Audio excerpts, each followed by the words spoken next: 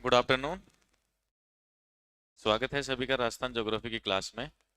आज की इस क्लास में हम जो लास्ट तक का हमारा वीडियो था वहाँ हमने पढ़ा है राजस्थान की जलवायु के बारे में हम पढ़ रहे थे। तो उसमें हमने राजस्थान के अंदर वर्षा कौन कौन सी शाखाओं से होती है, कौन सा मानसून आता है, किस मानसून शाखा से ज़्यादा होती है, किससे कम होती है, किस तरह से प्रवेश करता है, वो सब चीज़ें हमने देखी।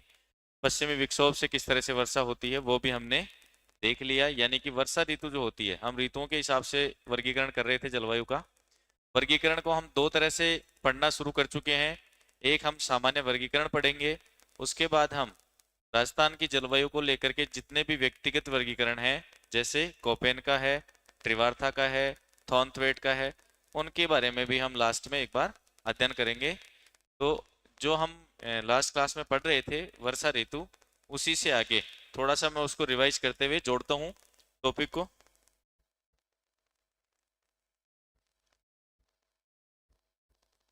टॉपिक है राजस्थान की जलवायु।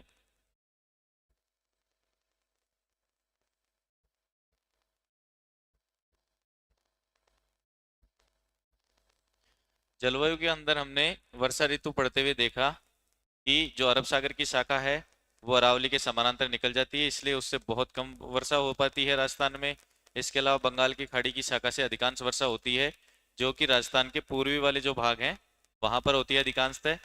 तो राजस्थान का जो पश्चिमी भाग है वो वर्षा से बिल्कुल एक तरह से वहाँ कह सकते हो लगभग 20 सेंटीमीटर मैक्सिमम जो है। पश्चिमी जो जिले हैं उनमें 20 सेंटीमीटर वार्षिक वर्षा तक की ही वर्षा हो पाती है, क्योंकि अरावली की रेखाएं, अरावली की जो रेखा के रूप में जो स्थिति है वो बंगाल की खाड़ी वाली जो मानसूनी पवने हैं उनको रोक करके और केवल राजस्थान के पूर्वी भाग में वर्षा होने देती है। ये हम डिवाइडेशन पढ़ चुके हैं। अब वर्षा ऋतु से संबंधित कुछ महत्वपूर्ण बिंदु हम और देखेंगे। वर्षा ऋतु के बारे में हम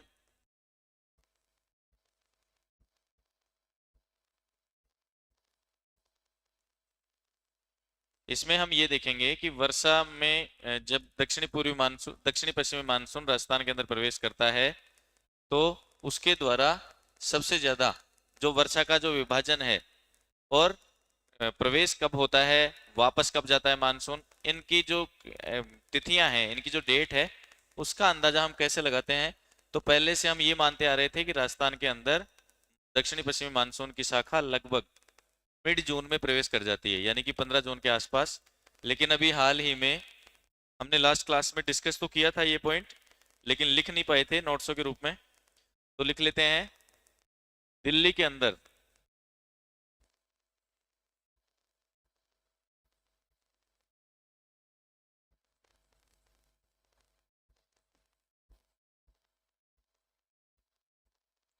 दिल्ली में जो मौसम विज्ञान विभाग है उसके द्वारा 1961 से लेकर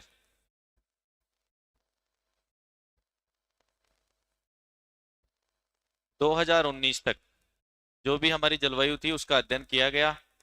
उन्होंने अध्ययन करने के लिए लगभग पूरे भारत की अगर बात करें तो 64 स्टेशनों से मतलब है जहां की जलवायु का अध्ययन किया गया कि वहां पर मानसून कब आया है, कितनी वर्षा हुई है, उसके बाद मानसून वापस कब गया है, तो उनको हम नाम देते हैं स्टेशन। तो 64 स्टेशन स्थापित हुए पूरे ओवरऑल इंडिया में, और उनमें से 3 स्टेशन जो हैं वो राजस्थान में स्थापित किए गए थे। कौन कौन से हैं, तो एक बार हम नीचे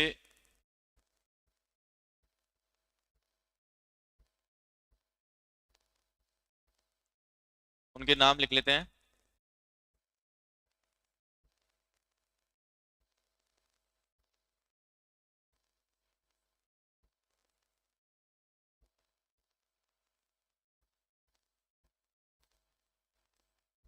अच्छा, कुल कितने हुए थे तो वो उनकी संख्या भी लिखेंगे। जलवायु अध्ययन के लिए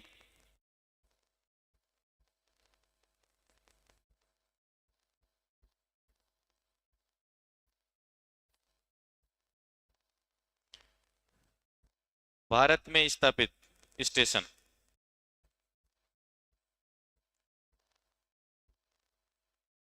उनकी संख्या हम कह सकते हैं 64, और उनमें से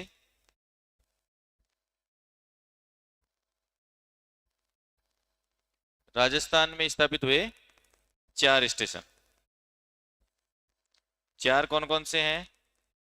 नंबर 1, 2, 3। एक धौलपुर में हुआ, जयपुर में स्थापित किया,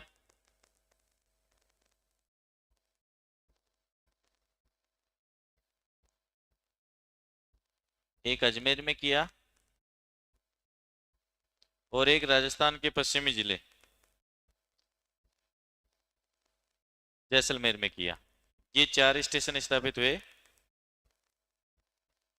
इनमें से धौलपुर के अंदर देखा तो यहाँ लगभग वर्षा का आगमन जो था, यानी कि सबसे पहले मानसूनी पवनों से वर्षा जो थी वो लगभग धौलपुर में सबसे पहले थी, और वो डेट उन्होंने बताई अप्रोक्स 28 जून। वो डेट थी लगभग 28 जून। जयपुर में उन्होंने बताई लगभग 1 जुलाई। इसी तरह से अजमेर में भी 1 जुलाई। और सबसे अंत में, क्योंकि राजस्थान के पश्चिमी भाग में सबसे अंत में मानसून पहुंचता है, तो यहां पर उन्होंने डेट बताई 8 जुलाई। तो इस तरह से आप ये मान के चलें कि लगभग अगर राजस्थान के अंदर प्रवेश की बात करें तो मानसून लगभग जून का जो लास्ट वीक है तब प्रवेश करता है। तो पहले से जो चीजें चली आ रही थी अध्ययन के द्वारा ही, मान लीजिए कि लगभग मिड जून में मानसून आ जाता है, वैसा सही नहीं है। ये जो अध्ययन है मौसम विज्ञान विभाग के द्वारा जो अध्ययन किया गया, उन्होंने स्पष्ट किया कि जून के लास्ट वीक में, यानी कि लगभग 25 जून के बाद राजस्थान में मानसून का प्रवेश होता है।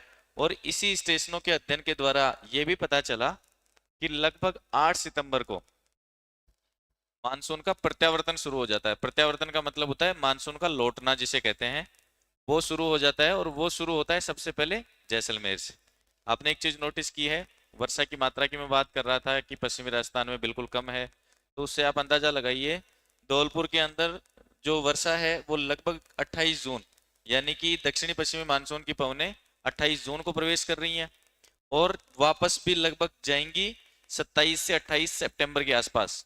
लेकिन जैसे जैसलमेर में आप देख रहे हो जुलाई 8 को प्रवेश करती हैं, लेकिन निकल भी वापस कब चली जाती हैं? सितंबर 8 को। यानी कि लगभग 2 महीने रुकती हैं, और उसमें भी कभी कभी वर्षा होती है। तो इसी कारण से पश्चिमी राजस्थान में वर्षा की मात्रा बिल्कुल कम होती है। ये एक छोटा सा बिंदु वर्षा ऋतु को लेकर के हमारा छूटा हुआ था। अब हम बात करते हैं अगली ऋतु, वर्षा ऋतु के बाद शीत ऋतु। वर्षा जब हो जाती है उसके बाद मौसम बिल्कुल ठंडा हो जाता है धीरे धीरे, और ठंडा होता है तो सर्दियां शुरू हो जाती हैं।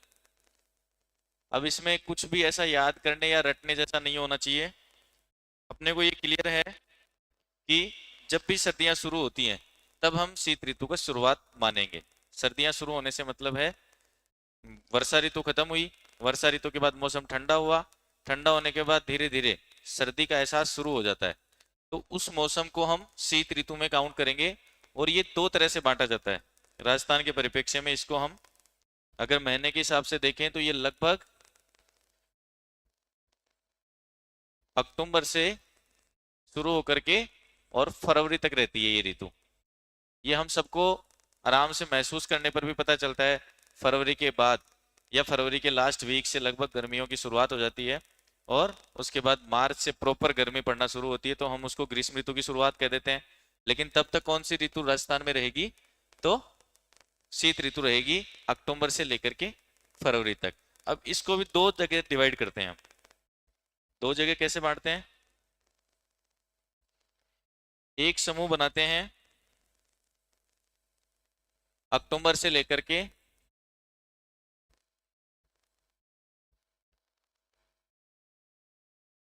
लगभग मध्य दिसंबर तक, जब सर्दियां हल्की हल्की हल्की हल्की बढ़ना शुरू होती हैं तब तक।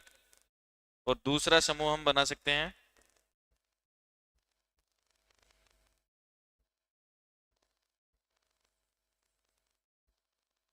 मध्य नवंबर से फरवरी तक। अब देखिए इसमें ये जो रहेगा अक्टूबर से लेकर के मध्य दिसंबर तक, इस समय इसको सर्दियों की आप शुरुआत एक तरह से कह सकते हो। और यहाँ पर इसमें राजस्थान के अंदर सबसे निम्नतम जो तापमान देखने को मिलेगा वो दिसंबर और जनवरी के महीने में देखने को मिलेगा, यानी कि सबसे अधिक सर्दियां अगर राजस्थान में पड़ेंगी तो इन महीनों के बीच में पड़ेंगी, और इसमें भी दिसंबर और जनवरी।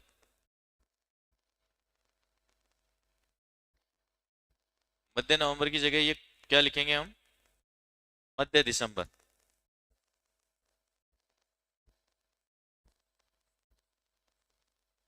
इस तरह से। और इस वाली ऊपर वाली जो है इसी को हम शीत ऋतु में ही अगर और पार्ट करें तो इसको हम कह देते हैं शरद ऋतु।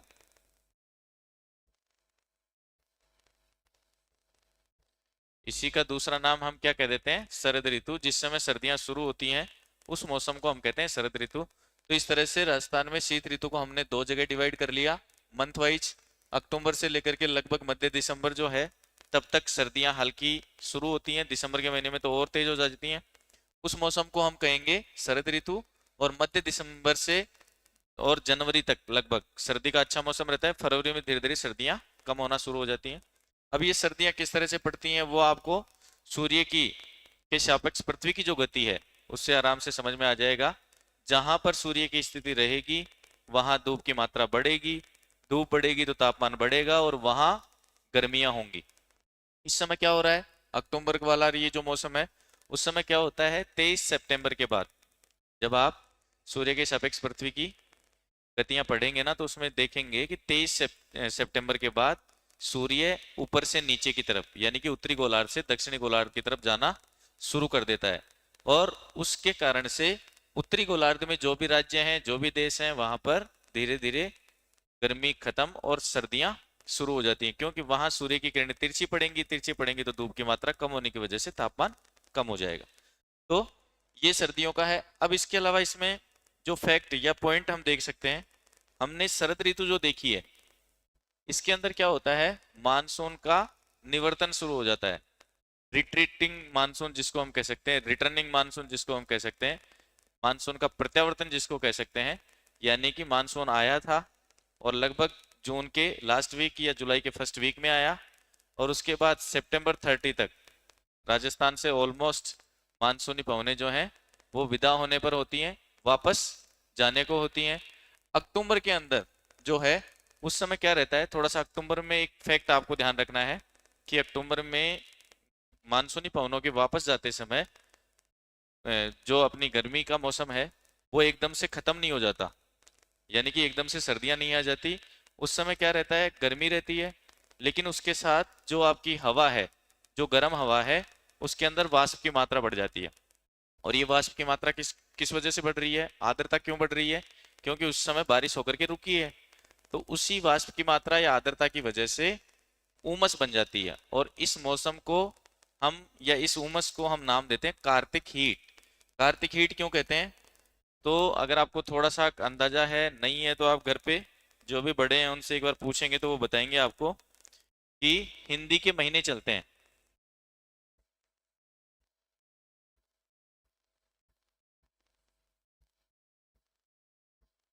हिंदी में महीने चलते हैं तो अक्टूबर और नवंबर का जो महीना आता है वो हिंदी के आश्विन और कार्तिक महीनों की स्थान पर आता है। मतलब अगर हिंदी के महीने हम गिनेंगे, हिंदी में भी इसी तरह से 12 महीने चलते हैं। चैत्र से शुरू होता है, जिन बच्चों को थोड़ा ध्यान में नहीं है तो वो याद भी कर सकते हैं। और याद कैसे करेंगे, जनरली हमको घर पे इसका डाटा मिलता नहीं है, तो घर में जो भी बड़े हैं ना आप उनसे बैठ करके पूछोगे तो वो आपको आराम से पूरे 12 महीने बता देंगे। तो ये जो आश्विन और कार्तिक का महीना होता है, तो चूंकि अक्टूबर के महीने में ही वो उमस है तो उसको इन महीनों के नाम के हिसाब से क्या नाम दे देते हैं, कार्तिक हीट। इसके अलावा एक नाम और है इसका, ये भी ध्यान रखना है, क्वार की उमस। क्वार की उमस का मतलब होता है, क्वार आश्विन महीने का ही दूसरा नाम है। आश्विन महीने को क्वार का महीना भी कहते हैं, इसलिए उस समय जो गर्मी है उसको हम क्या नाम दे देंगे, क्वार की उमस, या फिर सिंपल कहें तो अक्टूबर की हीट। यानी उस समय जो हीट है, जो उमस है, जो उष्मा है, उसको हम 3 तरह से नाम दे देते हैं। तो थोड़ा सा ये ध्यान में रखना है कि आश्विन, कार्तिक या अक्टूबर का जो महीना है, शरद ऋतु जब शुरू होती है, उस समय मानसून के लौटने की वजह से जो भी अपने आर्द्रता है पानी के अंदर, सॉरी हवा के अंदर, उसकी वजह से हीट का मौसम हो जाता है, मतलब बिल्कुल उमस हो जाती है, रहने लायक मौसम नहीं रहता, चिपचिपा सा लगता है। और उस मौसम को राजस्थान में हम नाम देते हैं कार्तिक हीट, क्वार की उमस या अक्टूबर की हीट। तो ये थोड़ा ध्यान रखने वाला फैक्ट है इसमें। इसके अलावा अब ये लौटता हुआ मानसून है, उससे जुड़ा हुआ एक बिंदु हमें पढ़ना है, जैसे मैप के द्वारा ही पढ़ें। हमने देखा था राजस्थान के अंदर जो भी वर्षा होती है वो दक्षिणी पश्चिमी मानसूनी हवाओं की वजह से, और कुछ भाग उनका जो पश्चिमी विक्षोभ है उनकी वजह से होती है। ये राजस्थान का मैप आपके सामने है। हम बात कर रहे थे कि इस तरफ से दक्षिणी पश्चिमी मानसून अरब सागर के शाखा के रूप में प्रवेश करता है, और इस तरफ से घूम करके बंगाल की खाड़ी की शाखा के रूप में प्रवेश करता है। तो ये मानसून का प्रवेश दक्षिणी पश्चिमी शाखा का हो गया, बारिश हो गई। उसके बाद क्या होता है, धीरे धीरे जैसे ही इस तरफ राजस्थान वाले भाग में सर्दियां शुरू होती हैं, तो ये जो पूरा भूभाग है, जो स्थलीय भूभाग है, वो ठंडा होना शुरू होता है। सर्दियां होती हैं तो धरातल ठंडा होना शुरू होता है, क्योंकि सूर्य की सीधी किरणें यहाँ नहीं पड़ रही हैं। जैसे ये ठंडा होता है तो यहाँ का तापमान कम होगा। और मैंने लास्ट क्लास में बताया था कि तापमान का और वायुदाब का एक दूसरे से उल्टा संबंध है।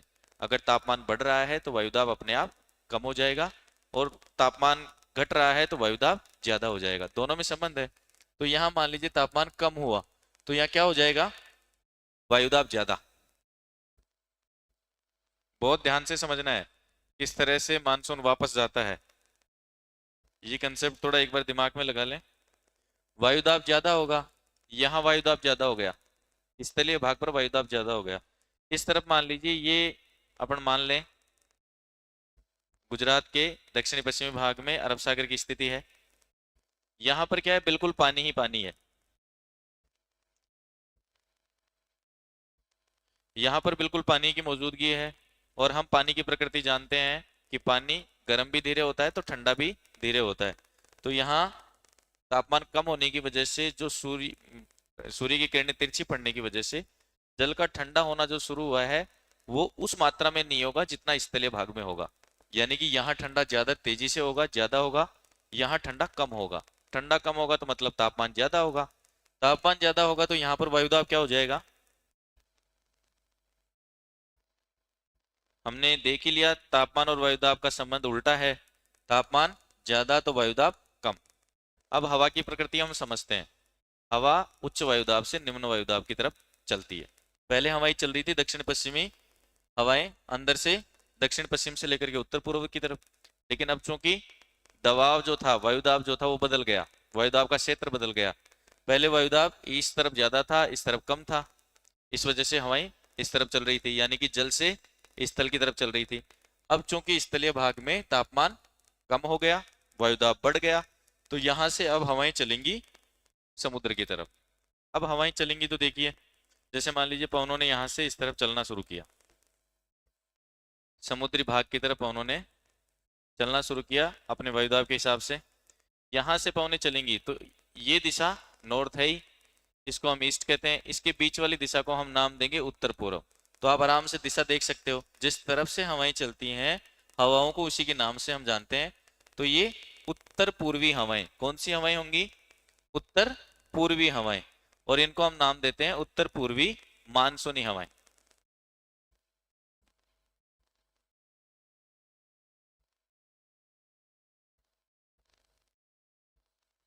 अब इनमें क्या है, क्योंकि हवाओं की प्रकृति होती है ये, अगर वो जलीय भाग से के ऊपर से गुजरेंगी तो वाष्पीकरण के द्वारा जो भी जल ऊपर की तरफ जा रहा है उसको सोख करके अपने साथ ले जाएंगी।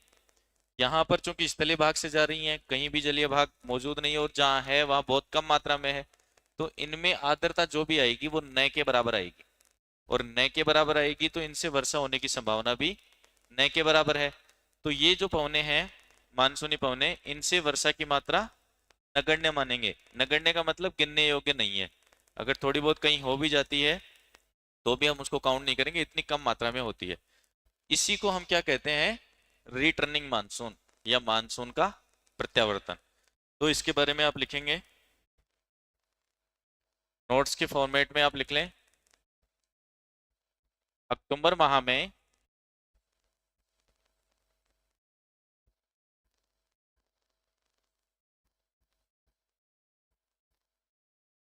स्थलीय भाग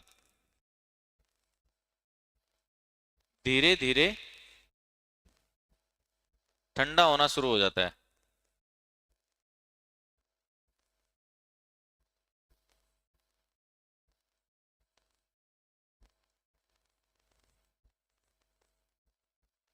स्थलीय भाग अक्टूबर माह में स्थलीय, सॉरी भाग, माह लिख दिया क्या?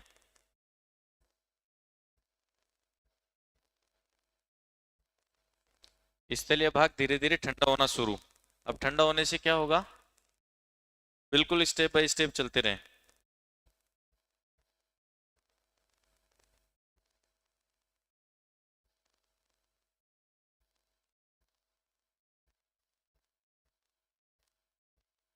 इससे क्या हुआ? तो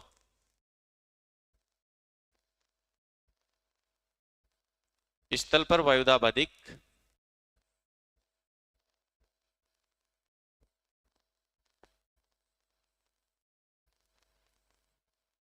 व जलीय भाग, यहाँ जलीय भाग से मतलब है अरब सागर वाला जो भाग है वो,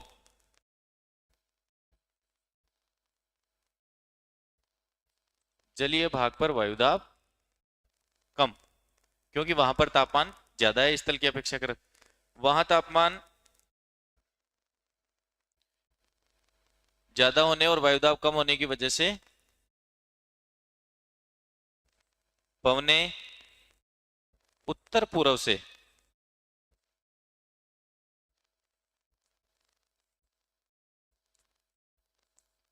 दक्षिण पश्चिम की ओर चलने लगती हैं।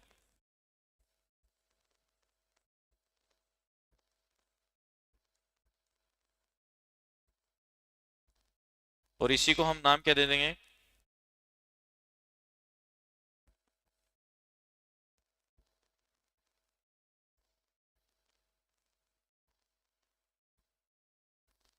इसी प्रक्रिया को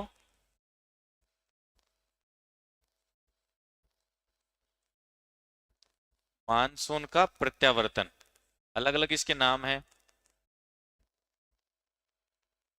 सारे लिख लेते हैं। मानसून का प्रत्यावर्तन, रिटर्निंग मानसून, या फिर लौटता हुआ मानसून।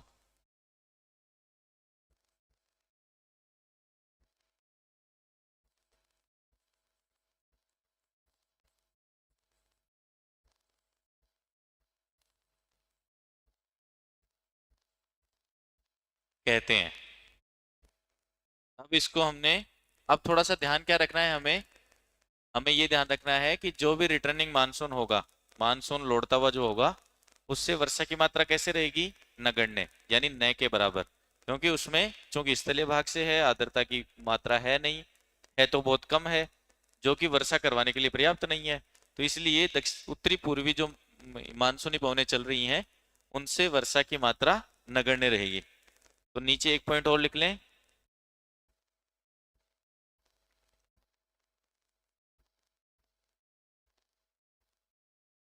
वर्षा नहीं।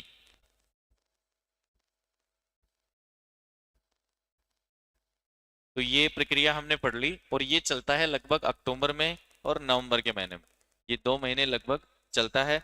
इसके बाद नवंबर के महीने में लगभग सर्दियां शुरू हो जाती हैं, हल्की हल्की। हल्की हल्की से मतलब ये क्षेत्रों पे डिपेंड करता है।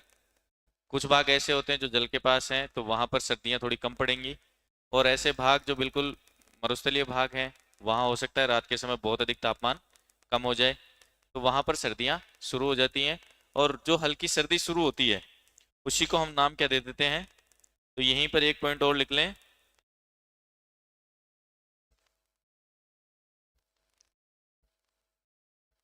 जनरली खैर इससे क्वेश्चन बनता नहीं है, पर फिर भी थोड़ा सा दिमाग में रखना है। नवंबर में शुरू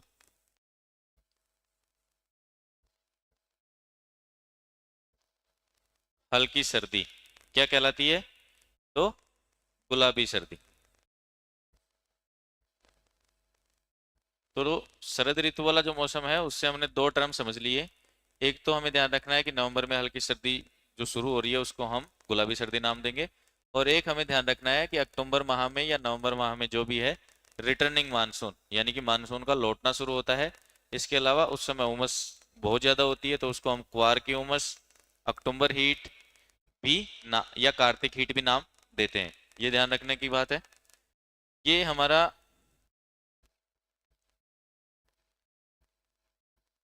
इसके बाद अब बात करें अक्टूबर नवंबर लगभग दिसंबर आ गया। मध्य दिसंबर से मध्य दिसंबर से क्या होगा? तो उससे आगे की पढ़ने वाली चीज थोड़ी सी ये है कि हमारे पश्चिमी विक्षोभ जो हैं, हमने लास्ट क्लास में देखा था कि पश्चिमी विक्षोभ पछुआ जेट स्ट्रीम के साथ राजस्थान में पहुंचते हैं और राजस्थान के पश्चिमी भाग में वर्षा करते हैं। और राजस्थान की संपूर्ण वर्षा का लगभग 10% भाग इन्हीं से होता है, ये हम पढ़ चुके हैं। तो उस समय ये जो वर्षा होती है पछुआ जेट स्ट्रीम से या पश्चिमी विक्षोभों से,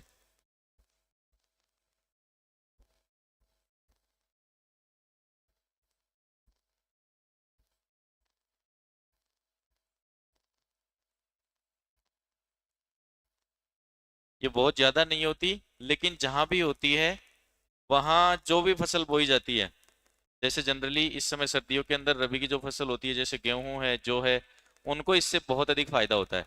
और इसीलिए इस वर्षा को नाम क्या देते हैं? इसको वैसे तो नाम देते हैं मावट। सर्दियों में होने वाली पश्चिमी विक्षोभ से जो वर्षा है उसको हम नाम देते हैं मावट। लेकिन इसका एक नाम और होता है जो किसानों के द्वारा ही निकाला जाता है, और वो इसलिए निकाला जाता है क्योंकि इसकी वजह से फसल को बहुत अधिक फायदा होता है। तो किसानों ने इसको नाम दे रखा है गोल्डन ड्रॉप्स, सोने की बूंदें। भाई जैसे एक तरह से आकाश से आसमान से सोना बरस रहा हो, उस तरह से ये मावट जो है वो फसल के लिए लाभदायक होती है। इसमें नाइट्रोजन की मात्रा बहुत अधिक होने की वजह से फसलें एकदम से जो आप सिंचाई से जो पानी देते हो उससे भी ज्यादा फायदा ये करती हैं। इसलिए इसका नाम इन्होंने क्या निकाल दिया है किसानों ने? Golden drops. और वैसे इसका नाम क्या होता है? मावट। या गोल्डन ड्रॉप्स की जगह कभी आ जाए आपसे सुनहरी वर्षा।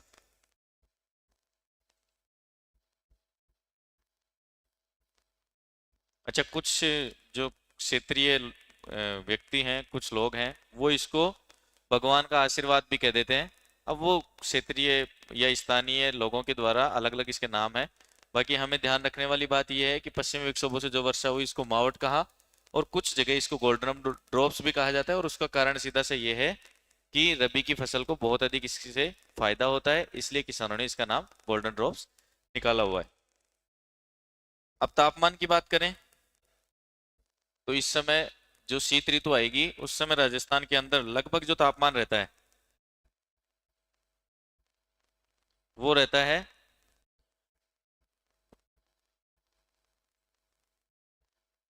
रात्रि के समय 10 डिग्री से लेकर के 15 डिग्री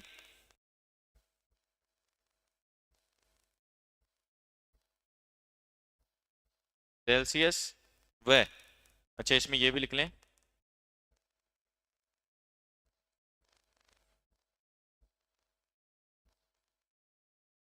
रात्रि में, रात में तापमान थोड़ा और ज्यादा हो जाता है। कुछ क्षेत्र ऐसे भी हैं, अभी हम बात भी करेंगे, जिनमें 10 डिग्री से भी नीचे है, लेकिन हम औसत देख रहे हैं।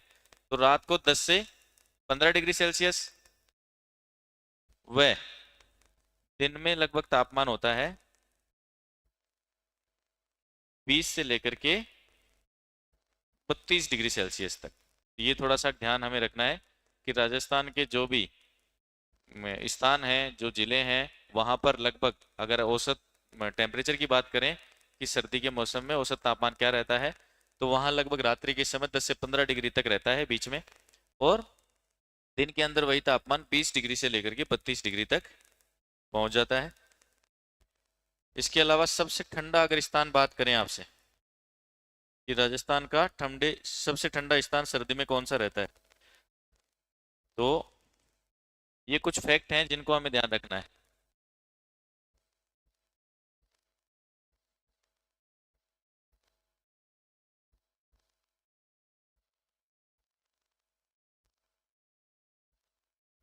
राजस्थान का सबसे ठंडा स्थान,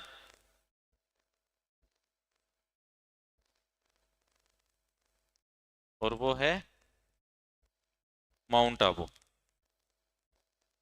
सिरोही के अंदर अरावली की जो श्रेणियां हैं वहां पर एक स्थान स्थित है, और वही सर्दियों के अंदर राजस्थान का सबसे ठंडा स्थान माना जाता है।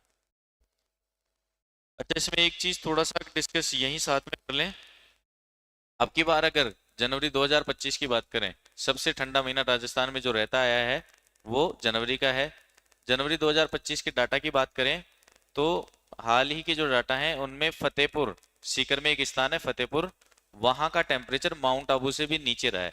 लेकिन हम यहाँ पर उसको नहीं लिख रहे हैं, हमने वापस माउंट आबू क्यों लिखा है?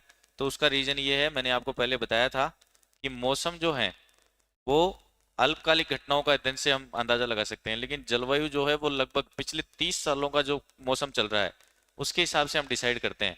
तो अगर ऐसा ही चलता रहा अगले कुछ सालों तक, तो हो सकता है माउंट आबू के स्थान पर हम फतेहपुर का नाम पढ़ें। लेकिन एक बार के, दो बार के या 3 बार के आंकड़ों से हम अंदाजा बदल नहीं सकते। टेम्परेचर की अगर बात करें तो 2 से 3 डिग्री सेल्सियस तक फतेहपुर का टेम्परेचर नोट किया गया है जनवरी 2025 में, जबकि राजस्थान के माउंट आबू वाले स्थान पर उस समय भी 4 से 5 डिग्री सेल्सियस था। यानी कहने का मतलब फतेहपुर सीकर वाला जो स्थान है वहां पर तापमान 2 डिग्री माउंट आबू से भी कम था, लेकिन फिर भी हम यहाँ पर पढ़ेंगे माउंट आबू ही, इसका थोड़ा सा ध्यान रखना। अब ये तो हुआ सबसे ठंडा स्थान। अब बात करें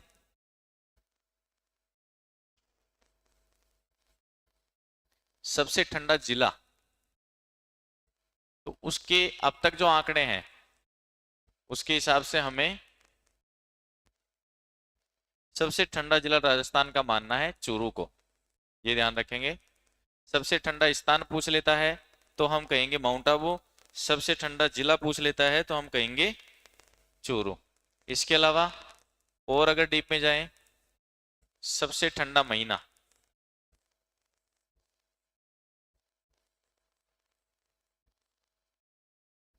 तो जनवरी। ये थोड़े से शीत ऋतु से जुड़े हुए फैक्ट हैं जिनको हमें ध्यान रखना है। सबसे ठंडा जिला, सबसे ठंडा स्थान, सबसे ठंडा महीना, और औसत तापमान उस समय राजस्थान का क्या रहता है। तो औसत तापमान पूछेंगे तो 10 डिग्री से लेकर के और 35 डिग्री सेल्सियस तक लगभग तापमान रहता है। इसके बाद हम बात करते हैं अगली जो ऋतु है, इसमें इंपॉर्टेंट जितना था हम लगभग पढ़ चुके हैं, ग्रीष्म ऋतु। देखिए अब तक हम ऋतुओं के हिसाब से भारत की राजस्थान की जलवायु को पढ़ रहे हैं। उसमें हमने वर्षा ऋतु पढ़ ली, किस तरह से वर्षा होती है वो पढ़ ली, सर्दी की जो ऋतु है शीत ऋतु है वो पढ़ ली। अब हम पढ़ेंगे ग्रीष्म ऋतु। गर्मियां कब से शुरू होती हैं राजस्थान में, लगभग कितना तापमान रहता है, सबसे गर्म जगह जगह कौन सी है, सबसे ठंडी जगह कौन सी है, ठीक है। तो एक तो ये शुरुआत कब होती है इसकी, तो जैसे कि हमने अभी पढ़ा फरवरी तक सर्दियां हैं, तो मार्च जो महीना है उससे शुरू होंगी और मार्च से लेकर के ये मध्य जून जब तक की, या मध्य जून को भी अब डाटा हम थोड़ा अपडेट कर लें, क्योंकि लगभग हम बात ही कर रहे थे कि 25 जून के बाद राजस्थान में मानसून पहुंचता है। तो जून का पूरा महीना हम किस में ले लेंगे, गर्मी में, या मध्य जून भी इसको कह सकते हैं। ये जो महीने हैं मार्च से लेकर के जून तक के, वो राजस्थान के अंदर गर्मी के महीने हैं। अब गर्मी के अंदर क्या क्या चीजें जानने की हैं, समझने की हैं फैक्ट के हिसाब से, तो एक तो गर्म हवाएं चलती हैं, उस समय गर्म मौसम रहता है तो गर्म हवाएं चलती हैं। राजस्थान के ऊपर कर्क रेखा जो है बांसवाड़ा के पास से जो गुजर रही है वहां पर सूर्य की स्थिति है, तो यहाँ सूर्य की सीधी किरणें पड़ती हैं, तो अच्छी खासी गर्मी राजस्थान में उस समय रहती है। और चूंकि राजस्थान में तो रेगिस्तानी जो भाग है उसमें तो और भी ज्यादा गर्मी लगती है या रहती है। रात के समय हालांकि वहां ठंड हो जाती है, लेकिन दिन में बहुत भयंकर वहां गर्मी पड़ती है। तो वहां पश्चिमी राजस्थान वाले भाग से गर्म हवाएं चलती हैं, और उन पश्चिमी राजस्थान से चलने वाली या पश्चिम की दिशा से चलने वाली गर्म हवाओं को हम राजस्थान में नाम क्या देते हैं, लू। तो एक तो इसमें फैक्ट जानने का है कि ग्रीष्म ऋतु में लू चलती हैं, गर्म हवाएं चलती हैं, जिनको लू कहते हैं। इसके अलावा छोटे जो चक्रवात हैं, मतलब जो स्थानीय भाग हैं वहां पर छोटे से चक्रवात बनते हैं जिनके साथ रेत भी मिल जाती है, और वो थोड़ी सी देर के लिए, मुश्किल से 2 मिनट 5 मिनट के लिए बनेंगे और समाप्त हो जाते हैं। और जिनको लेकर के आप कभी गांव में देखेंगे भी, गांव के अंदर क्या होता है, उसको भूत का नाम दे दिया गया है, बबुलिया जो कहते हैं गांव के भाषा में, उसको हम नाम कह देते हैं कि ये कोई भूत है और जिधर से निकलेगा, अगर इसके अंदर कोई आ गया तो उसकी के कुछ ना कुछ ऐसी मान्यताएं मैंने तो देखी है अपने आसपास, कि अगर ये किसी के अंदर से, आप इसके अंदर से गुजर गए तो आप में पता नहीं क्या हो जाएगा, जबकि ऐसा है नहीं। ये केवल और केवल क्या है, एक प्राकृतिक या भौगोलिक घटना है। किसी जगह वायुदाब थोड़ा सा कम होता है, दूसरी जगह की हवाएं आती हैं, टकराती हैं और घूमने लगती हैं चक्र के रूप में, और इसी को हम नाम क्या दे देते हैं, बबूलिया। दो घटनाएं। तीसरा, जब वर्षा शुरू होने वाली होती है, लगभग जून के एंड वीक में बात करें, तो उस समय तेज हवाएं चलती हैं और तीव्र गर्जना के साथ तेज आवाज करती हुई हवाएं चलती हैं और बारिश होती है। तो उसी को भी, उनको भी हम यहाँ राजस्थान की भाषा में नाम देंगे। तो ये तीन चीजें हम इसके बारे में पढ़ेंगे।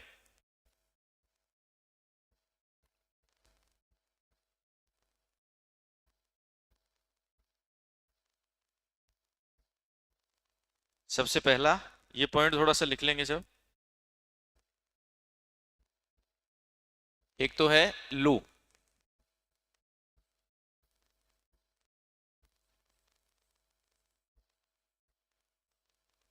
पश्चिमी दिशा से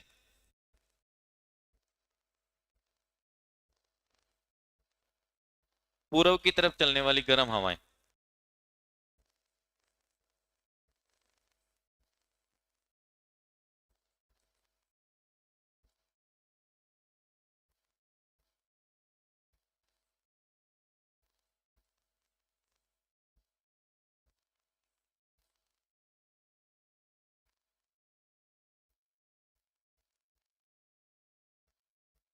सेकंड, अभी हमने देखा था, जो हवाएं घूमने लग जाती हैं उनको हम क्या नाम देते हैं, बबूलिया। तो ये भी हम इसके अंदर फैक्ट लिखेंगे।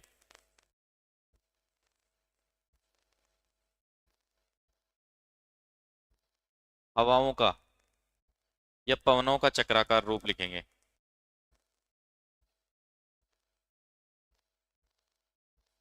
पवनों का चक्राकार रूप, यानी कि गोल चक्कर में घूमती हुई पवनें।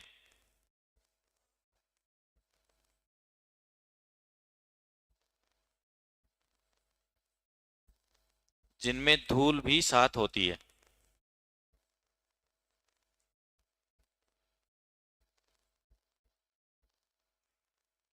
एक ये होता है पवनों का चक्राकार रूप जिनमें धूल भी साथ होती है। और तीसरा बिंदु इसी में लिख सकते हैं आप,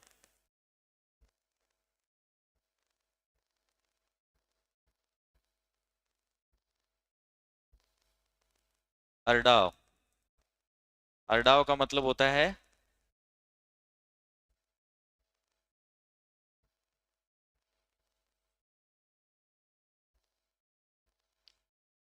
तीव्र मेघ गर्जना के साथ चलने वाली तेज हवाएं।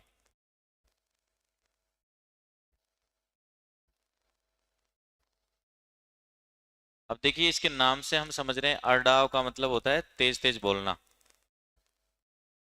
भाई हमारे गांव की जो भाषा है उसके अंदर आराम से आप अरडाव का मतलब खुद से समझ सकते हैं।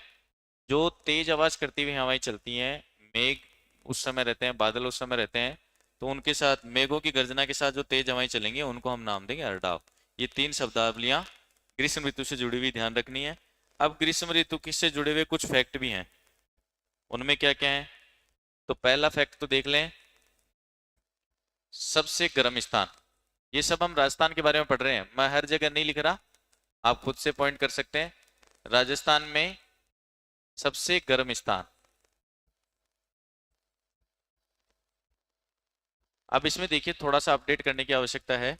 पहले हम गर्म स्थान तो मानते थे फलोदी और गर्म जिला मानते थे चूरू, जबकि हमें इस चीज को अभी तक किताबों में कहीं अपडेट हुआ नहीं है, तो हम इसको दोनों ऑप्शन दिमाग में रखेंगे। अगर कहीं पे हमें मिलता है कि फलोदी का ऑप्शन आ रहा है तो हम सीधे से उसी को टिक करेंगे, लेकिन अगर फलोदी का ऑप्शन नहीं आता है तो सबसे गर्म जिलों में अभी भी हमें किसे मानना है, चूरू को। तो सबसे गर्म स्थान तो कौन सा है? अच्छा, ये थोड़ा सा देखने वाली बात है कि यही स्थान गर्म क्यों रहते हैं। जैसे फलोदी गर्म क्यों है? गर्मी तो सभी जगह पड़ रही है, सूर्य की सीधी किरणें तो बाकी जगह भी पड़ रही हैं, और जबकि देखें तो नीचे बांसवाड़ा की साइड में ज्यादा पड़ रही हैं। लेकिन ये स्थान गर्म होने का रीजन ये है कि एक तो यहाँ पे बिल्कुल आकाश में बादल बिल्कुल नहीं होते, इसके अलावा बादल नहीं होते तो जो किरणें हैं सूर्य की वो जितनी होती हैं वो सीधी धरातल से टकराती हैं, इस वजह से तापमान बढ़ जाता है। दूसरा, यहाँ का धरातल ऐसा है जो गर्म जल्दी होता है, रेतीली मिट्टी है, चूने की मिट्टी यहाँ नीचे परत पाई जाती है। तो चूरू या फलोदी की बात करें तो दोनों में ही ऐसी स्थितियां होने की वजह से ये स्थान पर्टिकुलर बाकी स्थानों की तुलना में जल्दी गर्म होते हैं और ज्यादा गर्म होते हैं।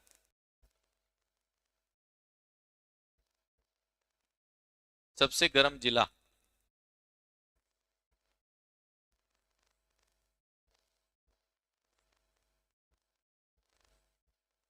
इसके अंदर हम फैक्ट ले सकते हैं, वो थोड़ा सा ऑप्शन के हिसाब से आप ध्यान रखेंगे। अभी मैं चूरू लिख रहा हूँ, लेकिन अगर उसमें ऑप्शन आता है फलोदी तो हमें फलोदी के ऑप्शन के साथ ही जाना है, क्योंकि फलोदी एक जिला बन गया है, पहले नहीं था। तो इस वजह से हमें दोनों ऑप्शन दिमाग में रखने हैं। तापमान की बात करें तो लगभग जो तापमान रहता है औसत वो रहता है रात को 15 डिग्री सेल्सियस, कुछ स्थानों पर 15 डिग्री तक भी पहुंच जाता है। मैक्सिमम वैसे तो 20-22 डिग्री रहता है, मैक्सिमम का मतलब मिनिमम रात के समय। लेकिन फिर भी कुछ ऐसी जगह भी हैं जहां ठंड ज्यादा रहती है रात के समय, तो 15 डिग्री सेल्सियस से लेकर के और 45 डिग्री सेल्सियस, ये थोड़ा सा अपने तापमान का औसत है। अच्छा, कुछ स्थान ऐसे हैं, जैसे मैं अभी बात ही कर रहा था जनवरी 2025 की टेम्परेचर वाले जो रिकॉर्ड हैं उनके हिसाब से देखें तो कुछ ऐसे स्थान भी हैं जहां पर तापमान 5 डिग्री सेल्सियस से भी नीचे चला जाता है, जैसे कि फतेहपुर सीकर में अभी था। लेकिन कुछ स्थान ऐसे भी हैं गर्मी के अंदर जिन पे तापमान ऊपर की बात करें तो 50 डिग्री सेल्सियस के आसपास तक भी पहुंच जाता है। गर्मी के अंदर अगर तापमान ऊपर पहुंचने की बात करें, तापमान बढ़े गिनने की बात करें तो 50 डिग्री सेल्सियस तक। और एक बार, 2-3 बार ऐसा हुआ है कि राजस्थान के अंदर 50.6 डिग्री सेल्सियस तक तापमान पहुंच गया है। गंगानगर जिले की आप ध्यान रख सकते हैं, अलवर में भी पहुंचा एक बार, धौलपुर में पहुंच गया। तो ये 2-3 जिले हैं जिन पे अब तक मैक्सिमम तापमान जो है वो रिकॉर्ड किया गया है 50 डिग्री सेल्सियस। ये थोड़ा सा दिमाग में बस आपको रखना है, ये फैक्ट आपसे नहीं पूछे जाते जनरली, लेकिन औसत जो है टेम्परेचर का वो थोड़ा ध्यान रखेंगे कि रात्रि को न्यूनतम जो तापमान है वो 15 डिग्री सेल्सियस तक पहुंच सकता है और अधिकतम तापमान दिन में 45 डिग्री सेल्सियस तक रहता है। कुछ स्थान को छोड़ करके कुछ स्थानों पर 45 से 50 डिग्री तक भी पहुंचता है। इसके अलावा एक थोड़ा सा बिंदु आप यहाँ और नोट कर सकते हैं, सर्वाधिक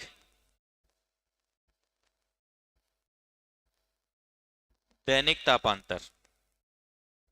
मैं कंसेप्ट आपको समझाऊंगा दैनिक तापांतर क्या होता है, इसी तरह से सर्वाधिक वार्षिक तापांतर।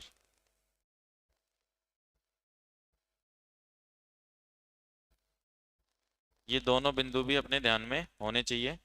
और यहाँ जनरली हम ग्रीष्म ऋतु या जो भी शीत ऋतु पढ़ रहे हैं उसमें केवल और केवल ज्यादातर फैक्ट का काम ज्यादा है, तो उनको थोड़ा सा याद ही करना है। समझने की स्थिति जो थी वो वर्षा वाले मामले में थी, और आगे हम जलवायु का वर्गीकरण पढ़ेंगे कोपेन वगैरह में, उसमें बहुत समझते हुए चलेंगे। लेकिन यहाँ तो केवल सबसे गर्म जिला, सबसे गर्म स्थान, तापमान, दैनिक तापांतर, इनमें तो समझने की बहुत ज्यादा चीजें है नहीं, इसलिए हम थोड़ा सा जल्दी बढ़ रहे हैं।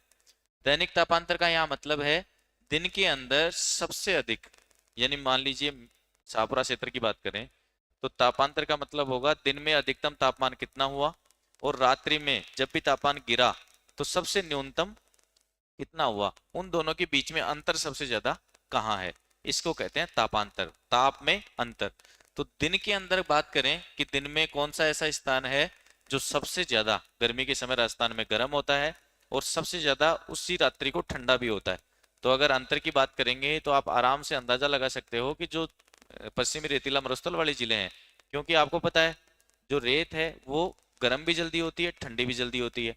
तो रात को 12 या 2 बजे के बाद लगभग राजस्थान के पश्चिमी जो जिले हैं वहां पर रेत की वजह से एकदम ठंडा होने की वजह से टेम्परेचर 15 डिग्री सेल्सियस जो मैंने लिखा है वहां तक पहुंच जाता है।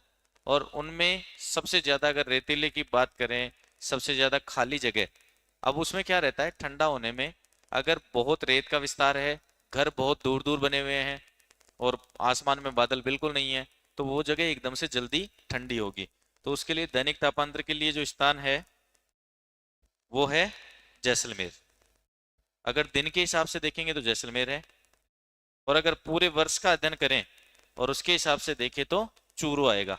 इसमें थोड़ा ध्यान रखना है, राजस्थान में सर्वाधिक दैनिक तापांतर में आता है जैसलमेर और सर्वाधिक वार्षिक तापांतर में आता है चूरू। ठीक है, ये थोड़ा सा दोनों जिलों को लेकर के ध्यान रखना है। अब ऋतुओं के हिसाब से ऑलमोस्ट हम कंप्लीट कर चुके हैं। हमने शीत ऋतु पढ़ी, ग्रीष्म ऋतु पढ़ी, और उसके बाद हमने जो वर्षा ऋतु है वो बहुत पहले ही पढ़ ली। वर्षा कहाँ कहाँ से होती है उसके बारे में भी अध्ययन कर लिया। अब जो हम बिंदुओं की शुरुआत करेंगे, अच्छा इससे जुड़े हुए कुछ महत्वपूर्ण बिंदु एक बार हम करते हुए चलते हैं। कोपेन का वर्गीकरण करेंगे उससे पहले मैं आपको कुछ और फैक्ट हैं जो आपसे एग्जाम में पूछे जा सकते हैं। तो आप ऊपर हेडिंग लिख लेंगे जलवायु से जुड़े महत्वपूर्ण बिंदु।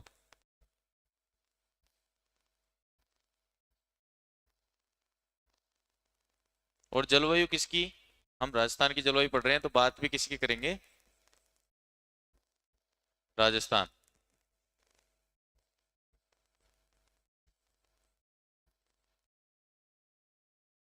इसमें नोट्स बनाते समय थोड़ा सा ध्यान रखें फैक्ट लिखने में। अब इसमें देखिए राजस्थान जलवायु से जुड़े महत्वपूर्ण बिंदु, सबसे ठंडा और सबसे गर्म स्थान जो है वो नॉर्मल फैक्ट जो है वो हम जान चुके हैं। ये एग्जाम में जनरली पूछते भी नहीं है, क्योंकि जो पहले टेक्निक चलती थी एग्जाम की कि सिंपल सिंपल ऊपर से क्वेश्चन पूछ लिए, वहां तक नहीं रहती कई बार कोई भी एग्जाम बोर्ड। तो हम थोड़ा सा डीप चल के भी फैक्ट इसके बारे में जानेंगे। जैसे मान लीजिए हमने अभी सर्वाधिक वार्षिक और दैनिक तापांतर देख लिया, अब अगर बिंदु वर्षा का ही ले लें या तापमान का ले लीजिए, पहले तापमान में ही अगर लेंगे तो सर्वाधिक तो पढ़ चुके हैं, लेकिन न्यूनतम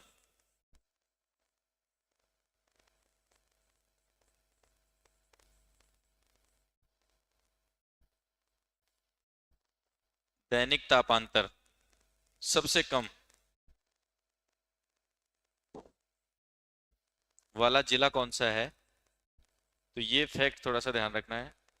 सबसे कम तापांतर वाला जिला है राजस्थान के अंदर डूंगरपुर।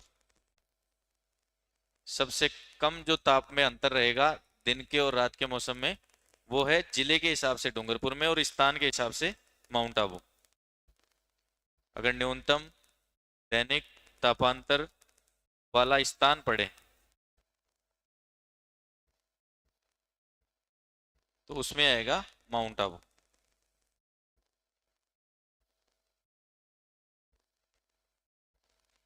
इसके अलावा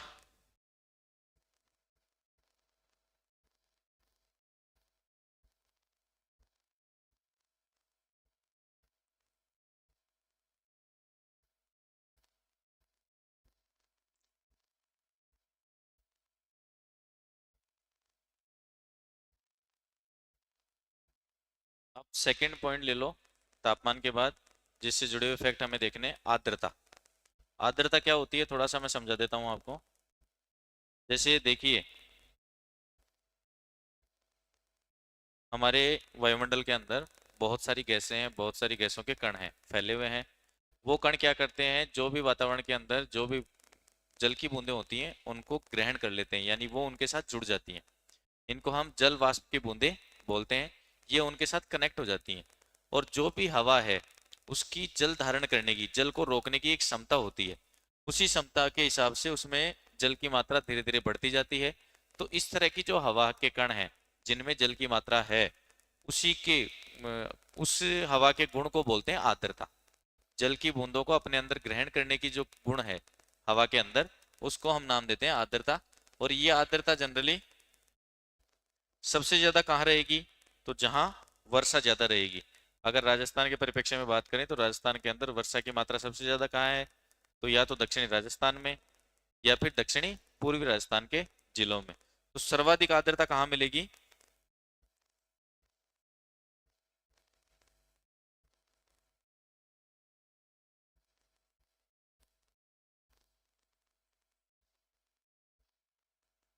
आपसे अगर ये फैक्ट पूछ लिया जाए कि राजस्थान का सर्वाधिक आर्द्रता वाला जिला, तो जहां सबसे अधिक बारिश है वहीं पर सबसे अधिक आर्द्रता मिलेगी। जिला कौन सा होगा? झालावाड़। और आपसे स्थान पूछ लिया तो स्थान में आप लिखेंगे माउंट आबू। तो राजस्थान में सर्वाधिक आर्द्रता वाला जिला तो कौन सा है? झालावाड़। और स्थान कौन सा है? माउंट आबू। आप ये खुद से लिख लेंगे। इसी तरह से आर्द्रता में दूसरा फैक्ट आप बात करें, न्यूनतम आर्द्रता की बात करें तो वो कहाँ होगी?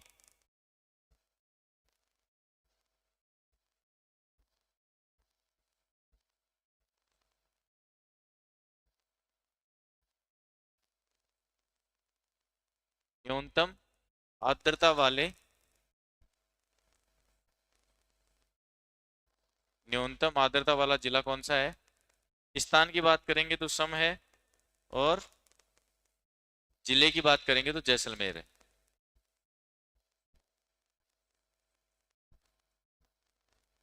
न्यूनतम आर्द्रता वाला जिला कौन सा है? तो जैसलमेर। इसी में एक पॉइंट और लिख लें, सबसे शुष्क महीना, यानी कि सबसे कम आर्द्रता जब वायु के अंदर रहेगी वो कौन सा है? तो वो लिखेंगे अप्रैल। राजस्थान के अंदर अगर सबसे शुष्क महीना पूछा जाता है तो वो है अप्रैल। इसके अलावा अगला एक बिंदु ले लें, वाष्पीकरण। भाई वाष्पीकरण का दर का मतलब है सब स्थल पर जो भी पानी है उसका सूर्य के प्रकाश की बूंदों की वजह से पानी में कन्वर्ट होकर के ऊपर जाना, ये है वाष्पीकरण। तो कहाँ सबसे ज्यादा वाष्पीकरण होगा?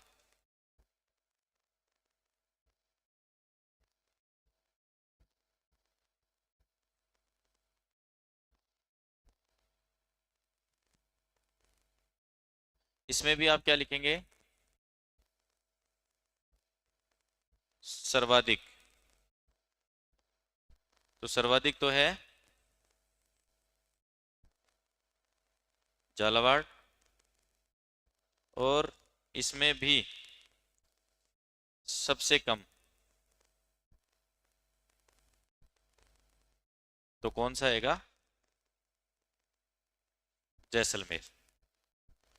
ये कुछ फैक्ट हैं जो अपने से पूछे जा सकते हैं। अब इनमें आराम से अगर एक चीज आप समझते हो तो आराम से रिलेट कर सकते हो, उनको जोड़ सकते हो। कैसे? जैसे वर्षा सबसे ज्यादा जहां होगी वहां वायु के अंदर आर्द्रता की मात्रा सबसे ज्यादा होगी।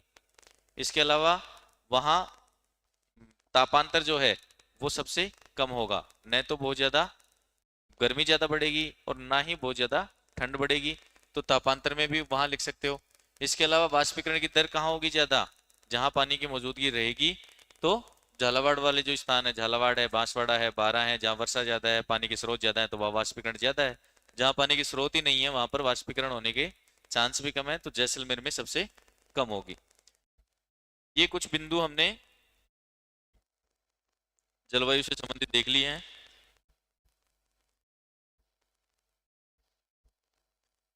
पर मैं आपको शुरू से थोड़ा सा रिवीजन करते हुए, अगर किसी ने लिखा नहीं है तो क्विक सा रिवीजन करके बता देता हूँ।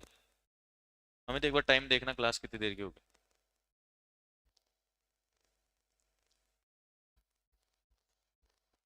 चलिए लगभग 1 घंटे की क्लास हो चुकी है। तो हम इस क्लास में मैं इसी को खत्म करके, क्योंकि कोपेन का जलवायु वर्गीकरण हम पढ़ने वाले हैं, तो वो अगली क्लास में बहुत अच्छे से अगर पूरा एक साथ पढ़ेंगे तो ज्यादा समझ में आएगा। ध्यान से बोर्ड पर देखें। देखिए, अक्टूबर माह में स्थलीय भाग धीरे धीरे ठंडा होना शुरू होता है। ये हमने शीत ऋतु के अंदर किस तरह से रिटर्निंग मानसून की स्थितियां राजस्थान में उत्पन्न होती हैं उनके बारे में पढ़ लिया। राजस्थान के अंदर रिटर्निंग मानसून या मानसून का प्रत्यावर्तन जो है वो अक्टूबर महीने में, सितंबर के लास्ट में या अक्टूबर महीने में शुरू होता है, और धीरे धीरे उत्तर पूर्व की तरफ से समुद्र की तरफ यानी कि दक्षिण पश्चिम की तरफ हवाएं चलना शुरू होती हैं, जिसको हम नाम देते हैं उत्तर पूर्वी मानसून, रिटर्निंग मानसून, मानसून का प्रत्यावर्तन या लौटता हुआ मानसून, दो तीन उसके नाम है। इसके अलावा हमने ये भी देख लिया कि नवंबर में जो सर्दियां शुरू होती हैं उसको हम नाम देते हैं गुलाबी सर्दी। पश्चिमी विक्षोभों से दिसंबर के आसपास पश्चिमी राजस्थान के कुछ भागों में और संपूर्ण राजस्थान में कुछ भागों में वर्षा होती है, जिसको हम नाम देते हैं पश्चिमी विक्षोभ वर्षा या माउट वर्षा या फिर गोल्डन ड्रॉप्स। तापमान जो है वो लगभग रात्रि का 10 डिग्री सेल्सियस तक और दिन में 32 डिग्री सेल्सियस तक होता है। सबसे ठंडा स्थान माउंट आबू है राजस्थान का, सबसे ठंडा जिला चूरू है, सबसे ठंडा महीना जनवरी है। इसके अलावा ग्रीष्म ऋतु जो है वो मार्च से लेकर के जून तक चलती है। उसमें कुछ टर्म्स हमने देखे, अरडाव क्या होता है, बबूलिया क्या होता है, लू क्या होती है। राजस्थान में सबसे गर्म स्थान कौन सा है, सबसे गर्म जिला, तापमान के क्या चलेगा, दैनिक तापांतर को हमने समझ लिया था, दिन में सबसे अधिकतम और रात में सबसे न्यूनतम तापमान के बीच में जो अंतर है उसको हम कहते हैं तापांतर। तो दिन में देख लिया, वार्षिक देख लिया। इसके अलावा कुछ महत्वपूर्ण तथ्य और रह गए थे तापमान को लेकर के। न्यूनतम दैनिक तापांतर वाला जिला कौन सा है, स्थल कौन सा है, आर्द्रता सबसे ज्यादा राजस्थान में कहाँ पाई जाती है, सबसे शुष्क जो महीना है राजस्थान का वो कौन सा है, और वाष्पीकरण की दर राजस्थान में सबसे। अच्छा, एक छोटा सा बिंदु यहीं पर कर लेते हैं हम, मैप सामने आ ही गया है तो हम वायुदाब रेखाएं पढ़ते हैं। वायुदाब रेखाएं क्या होती हैं, जैसे मान लीजिए अपने ये राजस्थान का मैप आपके सामने है, राजस्थान का स्थलीय भाग आपके सामने है, तो उसमें हम कुछ ऐसी रेखाएं पढ़ते हैं जो समान वायुदाब वाली जगह को मिलाती हैं और उनको हम नाम क्या देते हैं, समदाब रेखाएं। जब हम ज्योग्राफी पढ़ते हैं, ज्योग्राफी का वर्ड वाला पार्ट पढ़ते हैं तो उसके अंदर ये टर्म पढ़ेंगे कि किसी भी स्थलीय भाग पर समान दाब वाली रेखाओं को, समान दाब वाले बिंदुओं को मिलाने वाली जो रेखा होती है उसको समदाब रेखा कहते हैं। जैसे मान लीजिए जैसलमेर के अंदर कोई दबाव का क्षेत्र है और यहाँ पर मान के चलिए 997 मिलीबार, इसको मिलीबार में नापते हैं, ये ध्यान रखनी थोड़ी सी। वायुदाब की मापक की जो इकाई हम काम में लेते हैं जनरली वो है मिलीबार। तो जैसे मान लीजिए यहाँ 997 मिलीबार है, इसके अलावा इस जगह भी 997 है, इस जगह भी 997 है और इस जगह भी 997। अब मैं इन सब बिंदुओं को अगर एक रेखा के द्वारा मिला दूंगा, ये मान लीजिए खींच करके मैंने मिला दिया, तो ये क्या हो जाएगी, समदाब रेखा। इसको नाम क्या देते हैं, समदाब। तो राजस्थान के परिप्रेक्ष्य में दो जो महीने हैं उनमें समदाब रेखाओं का अध्ययन किया जाता है और वही समदाब रेखाएं वर्षा की मात्रा, वर्ष दक्षिणी पश्चिमी मानसून की गति को निर्धारित करती हैं। कैसे करती हैं भाई, दबाव में जितना अंतर होगा पवनें उतनी तेज चलेंगी। जैसे मान लीजिए यहाँ कोई स्थलीय भाग है और यहाँ पर दबाव का क्षेत्र बिल्कुल कम हो रहा है, यहाँ दबाव का क्षेत्र ज्यादा हो रहा है, तो इन दोनों के बीच में अगर अंतर ज्यादा होगा तो हवाएं तेजी से चलेंगी। तो यही हवाएं जो हैं, यही वायुदाब का अंतर एक स्थान से दूसरे स्थान पर मानसून के पहुंचने की जो गति है उसको निर्धारित करता है। इसीलिए जुलाई महीने में और जनवरी महीने में दाब रेखाओं का अध्ययन किया जाता है। कुछ स्थानों को मिलाते हुए हम अध्ययन करेंगे। तो सबसे पहले हम देखें जुलाई माह में, ध्यान से आपको देख करके मैप में ही लिखना भी है।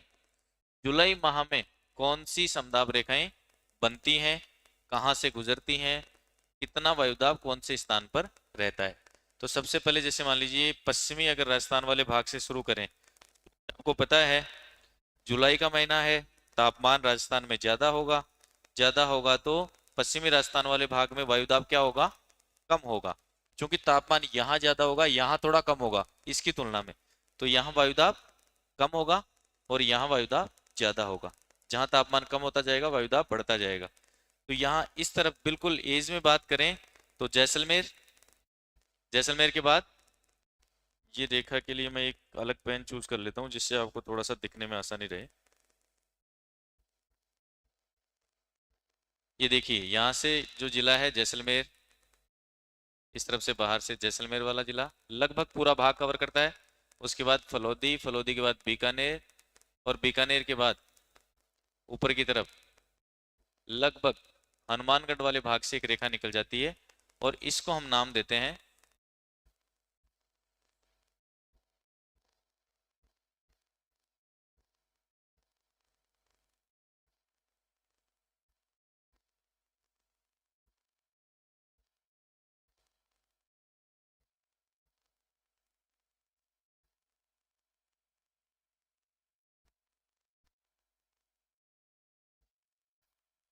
इसको हम नाम दे देते हैं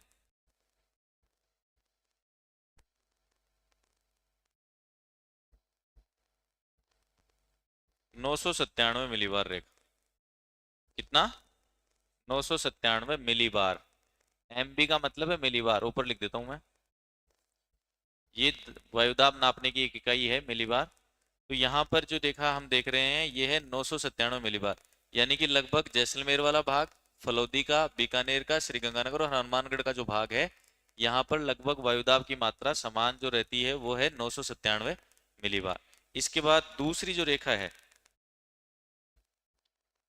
समदाब रेखा, वो गुजरती है लगभग बाड़मेर वाले भाग से, बाड़मेर से बालोतरा, बालोतरा से जोधपुर, जोधपुर से नागौर, नागौर से थोड़ा सा डेडवाना कुचामन वाला भाग टच करते हुए और चूरू वाले भाग से सीधी निकलती है। और इस रेखा को हम नाम देते हैं 998 मिलीबार, यानी कि इस समदाब रेखा पर कितना रहता है वायुदाब? 998 मिलीबार।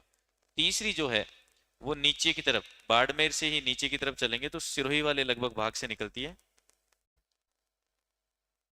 सिरोही वाले भाग से निकलती है, पाली, पाली के बाद ब्यावर, ब्यावर के बाद अजमेर, अजमेर वाले भाग से जयपुर, जयपुर से दौसा, फिर थोड़ा सा इसको यहीं से हम घुमाते हुए चलें, पाली वाले भाग से ब्यावर, ब्यावर से अजमेर, अजमेर से टोंक, टोंक से सवाई माधोपुर होते हुए और करौली वाले भाग को छूते हुए एक रेखा बाहर निकलती है, समदाब रेखा, और इसको नाम देते हैं 999 मिलीबार। और इसके बाद एक और 4 जुलाई के अंदर 4 समदाब रेखाओं का हम अध्ययन करते हैं।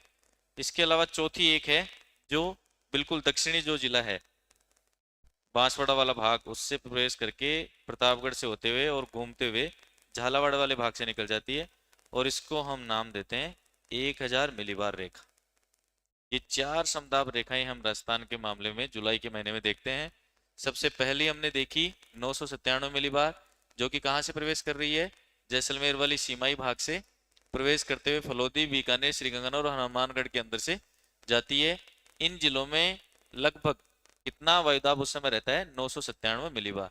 उसके बाद बाड़मेर वाले भाग से बालोतरा, जोधपुर, नागौर, डीडवाना, कुचामन को टच करते हुए चूरू तक जो एक रेखा जाती है उसको हम नाम देते हैं 998 मिलीबार।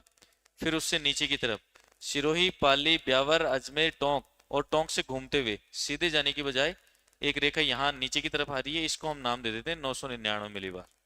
इस तरफ भी लिख देता हूं मैं, यानी कि इन स्थानों पर लगभग यहाँ से यहाँ के स्थानों के बीच में 998 से लेकर के 999 मिलीबार तक का वायुदाब रहता है।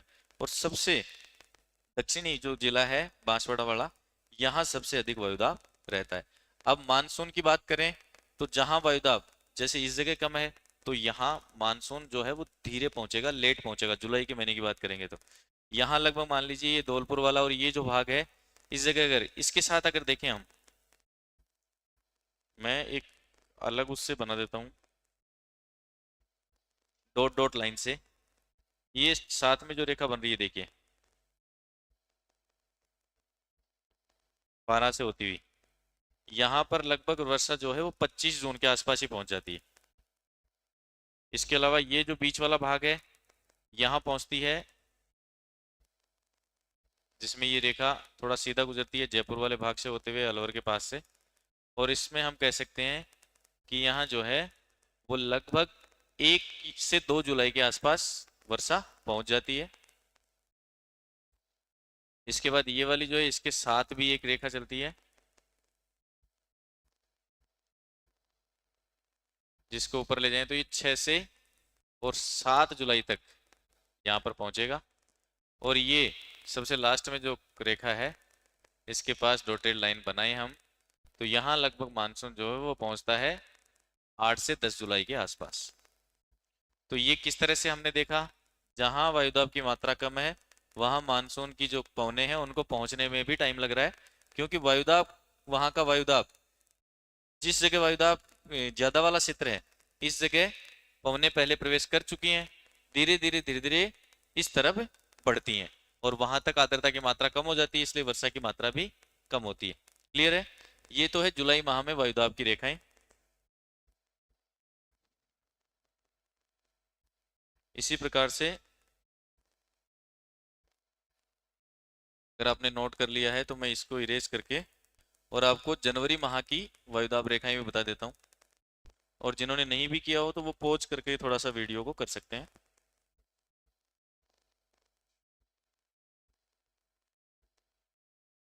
अब दूसरा हम देख रहे हैं जनवरी महीने में।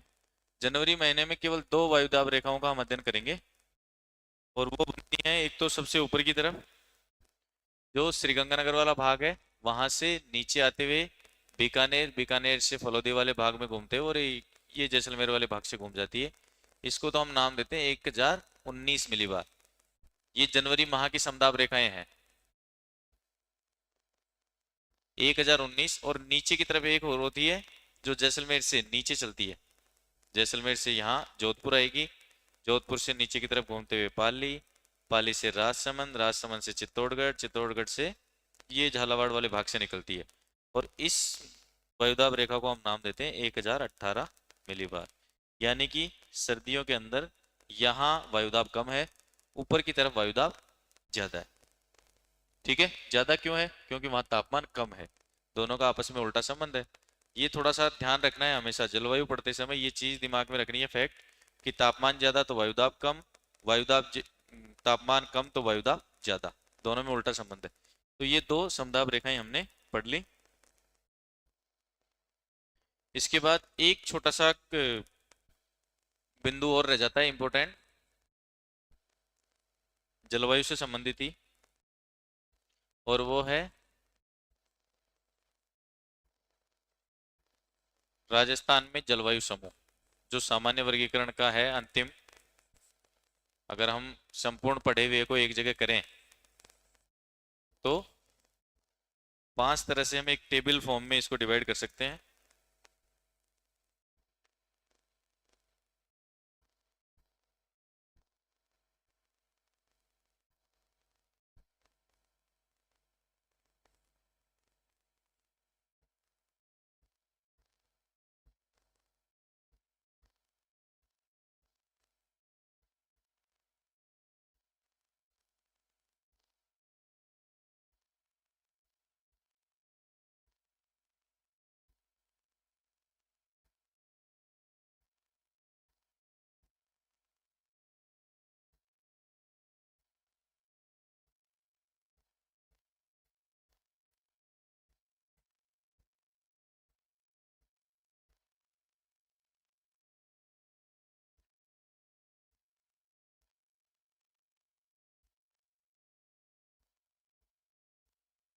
अब इसको इस तरफ से, ये तो सीरियल नंबर हो जाएगा। सबसे पश्चिम में है शुष्क जलवायु समूह।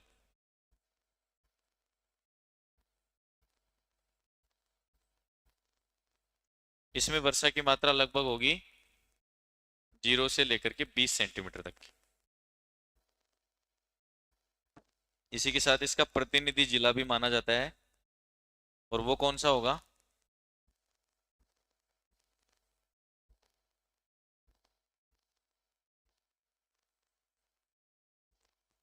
तो जैसलमेर सबसे कम वर्षा वाला जिला ही इसका प्रतिनिधि जिला माना जाएगा। तो जैसलमेर। दूसरा लिखते हैं, इसके बाद है अर्ध शुष्क।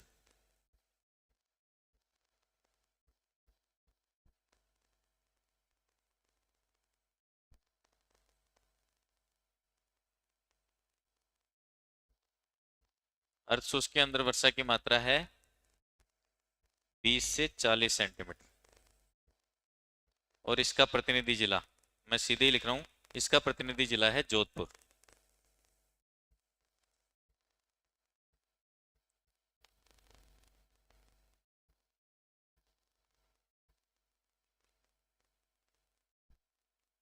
थर्ड लिखेंगे उपाद्र। उपाद्र का मतलब होता है आद्र से कम। जहां वर्षा की मात्रा होती तो है, अर्ध शुष्क से ज्यादा होती है, लेकिन आर्द्र से कम होती है, इसको कहते हैं उपाद्र जलवायु समूह। यहां वर्षा की मात्रा लगभग होगी 40 सेंटीमीटर से लेकर के 60 सेंटीमीटर तक। और इसका प्रतिनिधि जिला कौन सा है? तो जयपुर।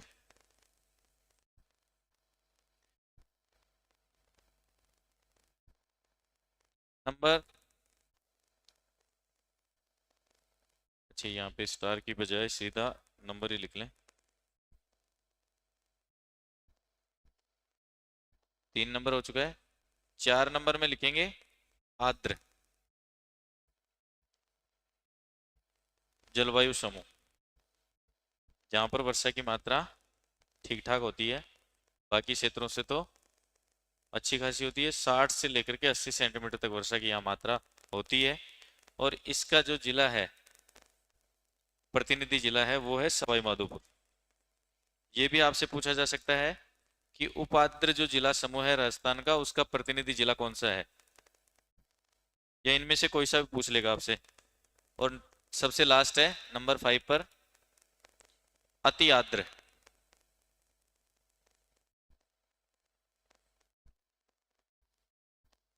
जलवायु समूह, जहां पर वर्षा की मात्रा अच्छी खासी रहती है।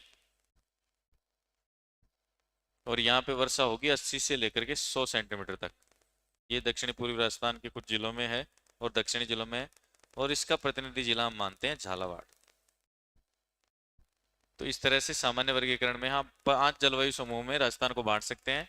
शुष्क, अर्ध शुष्क, उसके बाद नीचे की तरफ उपाद्र, आर्द्र और अति आर्द्र।